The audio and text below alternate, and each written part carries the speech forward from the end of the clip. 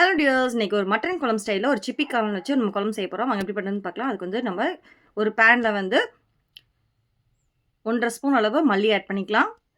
இதை நல்லா dry roast பண்ணிக்கலாம். அடுத்து வந்து 1 ஸ்பூன் அளவு சீரகம் ஆட் பண்ணிக்கலாம். கொஞ்சமாக மிளகு 1/2 ஸ்பூன் அளவு. அடுத்து காஞ்ச மிளகா வந்து ஒரு 3 இல்லை 4 ஆட் பண்ணிக்கலாம். இது நல்லா ட்ரை ரோஸ்ட் பண்ணிவிட்டு இது வந்து நம்ம பவுடரோ இல்லை பேஸ்ட் மாதிரி பண்ணிக்கலாம் நம்ம.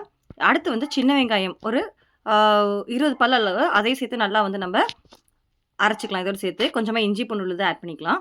இப்போ வந்து பேனில் வந்து நான் நல்லெண்ணெய் ஆட் பண்ணியிருக்கேன். மட்டன் குழம்புக்கு எப்படி நீங்கள் நல்லெண்ணெய் ஆட் பண்ணுறீங்களோ அதே மாதிரி இதுக்கும் நல்லெண்ணெய் ஆட் பண்ணியிருக்கீங்க. கருவேப்பிலை ஆட் பண்ணிக்கலாம். கருவேப்பிலை நல்லா பொரிஞ்சதுக்கப்புறம் அரைச்ச பேஸ்ட் வந்து நல்லா வதக்கிக்கலாம். கொஞ்சமாக மஞ்சத்தூள் ஆட் பண்ணிக்கிங்க. தேவையான உப்பு ஆட் பண்ணி நல்லா பச்சை வாசனை வரைக்கும் நல்லா வதக்கிடலாம். இப்போ எண்ணெய் பிரிய வரைக்கும் நல்லா வந்து வதக்கணும். இப்போ வந்து நம்ம மஷ்ரூம் வந்து ஆட் பண்ணிக்கலாம். நல்லா மூடி வச்சு நல்லா வேக விடுங்க. நல்லா வந்து ஒரு நல்லா குக் ஆகி நல்லா சூப்பராக பாருங்கள், நல்லா எண்ணெய் பிரிஞ்சு நல்லா சூப்பராக வெந்துருச்சு. அவ்வளோதான், மட்டன் குழம்பு ஸ்டைலில் சிப்பி காளான் குழம்பு ரெடி ஆயிடுச்சு. கண்டிப்பாக ட்ரை பண்ணி பார்த்துட்டு எப்படி இருக்குன்னு சொல்லுங்கள். Thank you so much. பாய்.